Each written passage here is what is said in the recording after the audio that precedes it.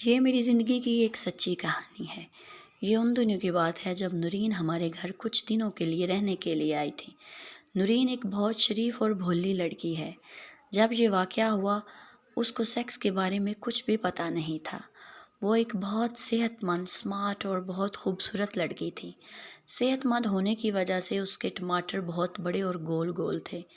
وہ جب بھی ہمارے گھر آتی تو میری نظر اس کے ٹماٹروں پہ اور اس کے کوہلوں پہ رہتی تھی۔ نورین کی عمر 23 سال تھی، اسی وجہ سے وہ بہت زیادہ اٹریکٹیو تھی۔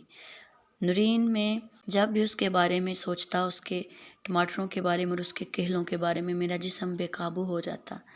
دل کرتا تھا کہ میں اس کے کوہلوں کو دیکھتا رہوں، اس کی شلوار اتار کر اس کے کوہلوں کو دباتا رہوں اور ان کو چومتا رہوں۔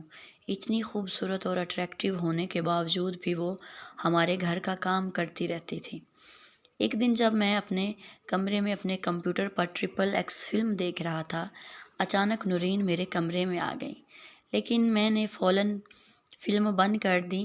نورین ایک شریف لڑکی تھی، اس وجہ سے اگر وہ دیکھ لیتی تو شاید سب کو بتا دیتی۔ وہ واش روم سے کپڑے اٹھا کر واپس جانے لگی تو میں نے ہمیشہ کی طرح اس کے بڑے غور سے اس کے ٹماٹروں کو اور اس کے کوہلوں کو دیکھ رہا تھا۔ اس نے اتنی ٹائٹ شلوار قمیض پہنی تھی جس میں اس کے کوہلے باہر کی طرف نکلے ہوئے تھے، اور میرا دماغ میں ایک ترکیب آئی۔ میں نے جان بوجھ کر اپنے موبائل کو زمین پر گرا دیا۔ موبائل گرنے کے بعد موبائل کی بیٹری نورین کے پاس جا گری۔ نورین نے کپڑے بیڈ پہ رکھ دیے اور موبائل کی بیٹری مجھے دینے کے لیے میرے پاس آئی۔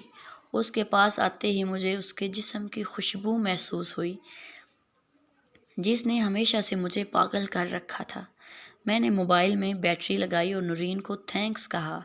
نورین کی نظر کمپیوٹر سکرین پر پڑی جس پر گیم آن تھا۔ میں نے XXX فلم بند کرنے کے بعد گیم آن کر دیا تھا کہ نورین کو لگے کہ میں کمپیوٹر پر گیم کھیل رہا تھا۔ XXX فلم دیکھنے کی وجہ سے اور نورین کی وجہ سے میرا طوطا کھڑا ہو گیا تھا، لیکن لوز ٹراؤزر اور شرٹ کی وجہ سے نورین نے کچھ نہیں دیکھا۔ شاید اس کو طوطے کے بارے میں کچھ پتہ بھی نہیں تھا۔ نورین نے کہا مجھے بھی گیم کھیلنا ہے۔ میں نے کہا ٹھیک ہے، کھیل لو۔ میں چیئر سے کھڑا نہیں ہوا بلکہ چیئر تھوڑا پیچھے کر کے بیٹھا رہا۔ نورین میرے آگے آ کر کھڑی ہو گئی اور گیم کھیلنے لگی۔ اس کے کوہلے میرے فیس کی طرف تھے اور وہ کی بورڈ پہ نیچے جھکی ہوئی تھی، جس کی وجہ سے میرے فیس پہ اس کے کوہلے تھے اور میں ان کو دیکھ رہا تھا، اور اس وجہ سے اس کے کوہلے تھوڑے باہر کی طرف نکل گئے تھے۔ میں سب کچھ بھول چکا تھا اور اس کے کوہلوں کو ہی دیکھ رہا تھا، اور میرا طوطا بہت کھڑا ہو گیا تھا۔ سمجھ نہیں آ رہی تھی کہ کیا کروں۔ نورین کے ساتھ کچھ غلط بھی نہیں کرنے کے بارے میں سوچ سکتا تھا، وہ بہت معصوم تھی۔ میرے دماغ میں ایک آئیڈیا آیا۔ نورین کو گیم کھیلنا نہیں آ رہا تھا۔ میں نے کار والی گیم لگا دی۔ نورین کار کو ادھر ادھر ٹکرا رہی تھی۔ میں نے کہا رکو، میں بتاتا ہوں کہ کیسے کھیلتے ہیں۔ میں اس کو تھوڑا اور قریب ہو گیا جس سے اس کے کوہلے بالکل میرے فیس کے سامنے آ گئے۔ اس کے کوہلوں سے بہت پاگل کرنے والی خوشبو آ رہی تھی جو مجھے آج بھی یاد ہے۔ میں نے اس کا ہاتھ پکڑ کر کی بورڈ پہ سیٹ کیا، لیکن اس کو سمجھ نہیں آ رہا تھا۔ نورین بولی مجھے کھیلنا نہیں آ رہا، کیا کروں؟ اس کی اس معصومیت کو دیکھ کر میرے جسم میں عجیب بجلی سی آ گئی۔ میں نے اس کو کہا تم میری گود میں بیٹھ جاؤ، میں تمہیں سکھا دوں گا۔ اس نے پہلے میرا چہرہ کی طرف دیکھا اور کچھ گھبراہٹ ہوئی، میری گود میں بیٹھ گئی۔ مجھے تو مزہ ہی آ گیا تھا کہ نرم نرم اس کے کوہلے میری ٹانگوں پہ لگ رہے تھے اور میرا طوطا بھی کھڑا ہو گیا تھا۔ لیکن نورین کے کوہلوں کو جو 3 انچ پیچھے تھا، پہلے تو میں نے نورین کو گیم کے بارے میں بتایا تو اس کو کھیلنا آنے لگا اور وہ اب گود میں بیٹھ کر مزے سے کھیلنے لگی۔ میں نے بھی اپنا ہاتھ کی بورڈ سے اٹھا لیا۔ کبھی کبھی میں اس کو تھوڑا گائیڈ کر دیتا کہ وہ میری گود میں ہی بیٹھی رہے۔ وہ تھوڑا آگے ہو کر کھیل رہی تھی جس سے اس کے کوہلے بالکل میرے طوطے کے اوپر تھے اور بالکل سامنے تھے اور ٹچ ہو رہے تھے۔ نورین کا پورا دھیان گیم کی طرف تھا جس کا میں نے فائدہ اٹھایا اور آہستہ آہستہ اس کی قمیض تھوڑی اوپر کر دی، جس کا اس کو پتہ نہیں چلا۔ وہ کیا اس کی نظریں اس کے کمپیوٹر پر تھی اور میری نظر اس کے کوہلوں پر تھی، اور کپڑے بہت لائٹ تھے جس سے اس کی کوہلے اور بہت خوبصورت لگ رہے تھے، اور وہ صاف نظریں کمپیوٹر پر جمائے بیٹھی تھی اور کھیل رہی تھی۔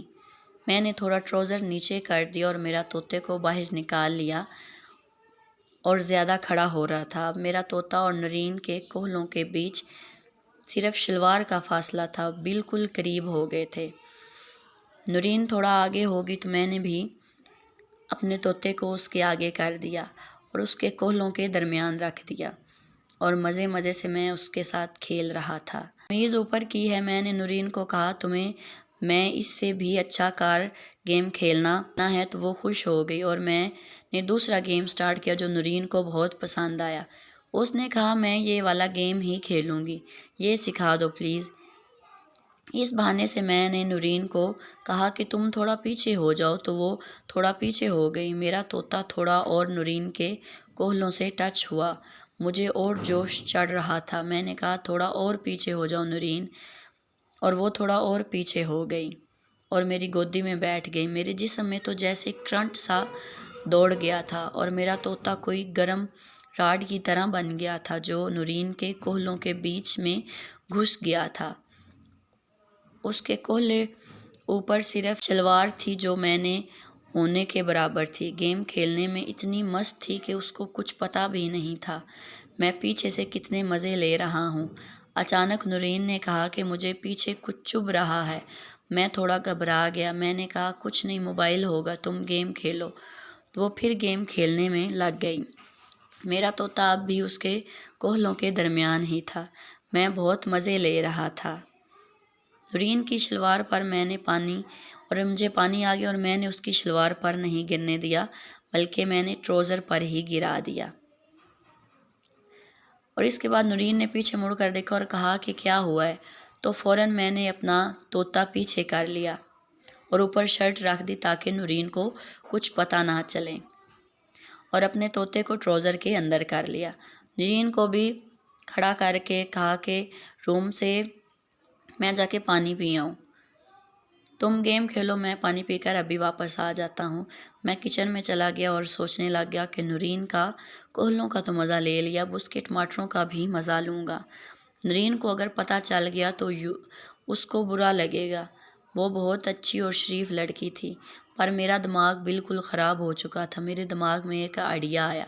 میں 2 گلاس میں اورنج جوس ڈال کر لایا، نورین کو 1 گلاس میں نیند کی گولیاں ڈال دی تاکہ وہ سو جائے اور میں اس کے ٹماٹروں کا مزہ لے سکوں۔ جیسے ہی میں نے نورین کو جوس پینے کے لیے دیا، اس نے پینا شروع کیا اور میں بہت خوش ہوا۔ آج تو اور بھی مزہ آئے گا۔ میرے گھر والے سب باہر گئے تھے، اس لیے میرے پاس بہت ٹائم تھا۔ نورین بھی گیم میں بھول گئی تھی کہ وہ میرے روم میں کپڑے لینے آئی تھی۔